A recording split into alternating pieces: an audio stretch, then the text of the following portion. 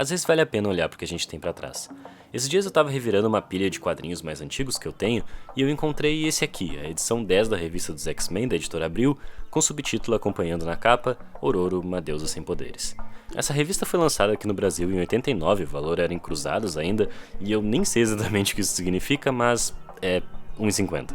Obviamente eu não comprei isso na época, eu sou de 97, mas curiosamente eu paguei R$1,50 nessa edição, peguei em algum sebo por aí uns anos atrás, não foi a única história com a Tempestade na capa que eu comprei, particularmente a personagem sempre me pareceu muito interessante, uma voz forte, imponente, que sempre se destacou pra mim entre os outros personagens dos X-Men. Essa também é até hoje uma das páginas que eu mais gosto em qualquer coisa que eu já li, logo que tu abre o quadrinho, era uma vez uma mulher que podia voar. Para quem estava acostumado a ver a Tempestade em toda a pompa dela, sempre muito altiva, elevada, ver ela em posição fetal na cama, fragilizada dessa forma no enquadramento que propositalmente sufoca ela, foi um choque tanto.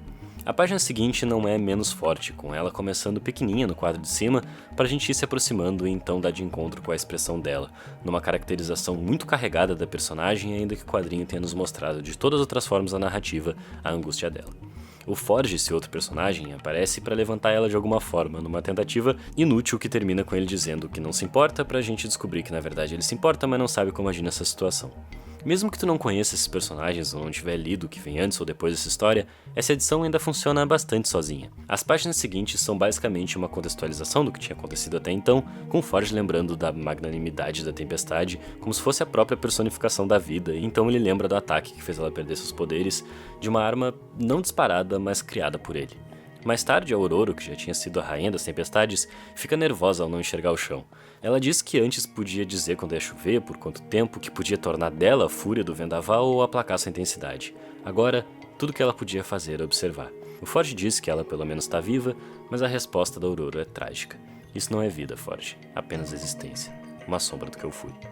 Recentemente eu assisti Bacurau, um filme que se passa em um pequeno povoado no sertão de Pernambuco que misteriosamente some do mapa. No meio do filme a gente descobre que esse apagamento faz parte de um projeto dos gringos escrotos que querem usar aquele lugar como playground deles. Quando as bizarrices começam a acontecer e as primeiras pessoas estranhas chegam em Bacurau, teve uma coisa que logo me chamou a atenção. O pessoal de lá perguntando várias vezes se os estranhos não queriam conhecer o museu da cidade. No olhar ignorante desses estrangeiros em relação ao povoado, não poderia ter nada de muito interessante, muito menos ameaçador, no museu de uma cidadezinha tão pequena. Bom, a expectativa para que o filme ia entregar quando finalmente mostrasse o que tinha dentro do museu estava criada, mas a solução é bonita demais. Tem o que ter em qualquer museu. História. Uma história de luta, de resistência, e é de lá que Bacurau literalmente tira suas forças. Três Buracos do Chico, que se passa num lugar que tem esse nome por existir entre o garimpo, o puteiro e o cemitério, também é sobre essa faceta inescapável da nossa herança, seja ela individual ou coletiva, só que aqui numa perspectiva ainda mais trágica e sombria dessa vez. No meio do quadrinho dos X-Men, a gente descobre que o Forge tinha descendência indígena, mas agora ele dizia que essas raízes não tinham nada a ver com a vida que ele levava. Ele tinha perdido uma perna no Vietnã, mas também agia como se já tivesse superado isso com a prótese que ele mesmo construiu. Quando a Ororo descobre que a arma que neutralizou os poderes dela tinha sido criada pelo próprio Forge, ele diz que aquela arma não deveria ser usada, mas ela questiona. Você apenas seguiu ordens, não? E dizendo que não é uma cobaia para passar o resto da vida aprisionada, mesmo que o Forge peça desculpas, a Ororo fala que prefere a liberdade, que isso não vai rever o mal que ele já fez, que isso pode subjugar toda a raça mutante, os irmãos deles.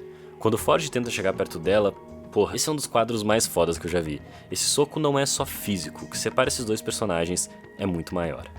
O Forge tentava ao máximo negar seu passado, vivia terceirizando seus traumas. Ao longo do quadrinho, em vários momentos, a Ororo confronta essa postura, traz os traumas diretamente para a própria história. Lembra dos pais que morreram no bombardeio, onde a mãe foi soterrada nos escombros e talvez por isso ela tenha medo de lugares fechados.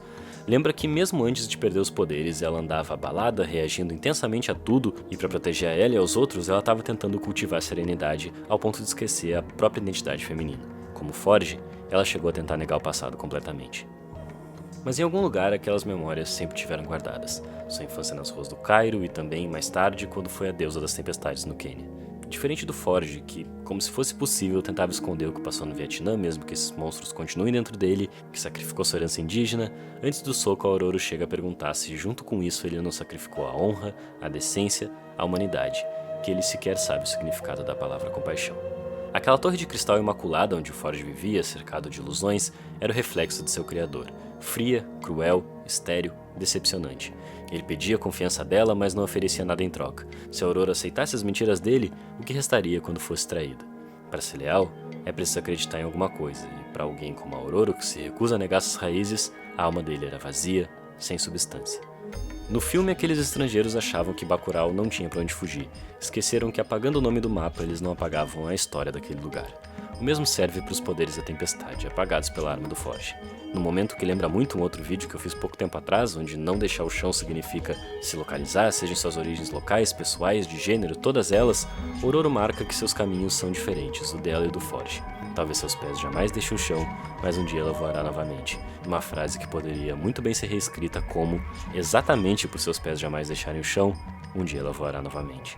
Vale a pena olhar para o que a gente tem para trás. Meu nome é Henrique e, como eu falei, esse quadrinho da Tempestade eu achei num sebo, então não tem exatamente como dizer onde vocês podem encontrar, mas o Três Buracos do Chico, que eu não podia perder a chance de recomendar, esse tá com desconto na Amazon, assim como outro quadrinho dele que eu já falei aqui no canal, Lavagem, que é uma das leituras que eu mais gostei na minha vida e vou deixar na descrição, porque comprando a partir dos nossos links vocês também ajudam demais o canal. É isso, compartilha, se inscreve se é novo aqui, teu comentário e tua curtida também ajudam muito. Até!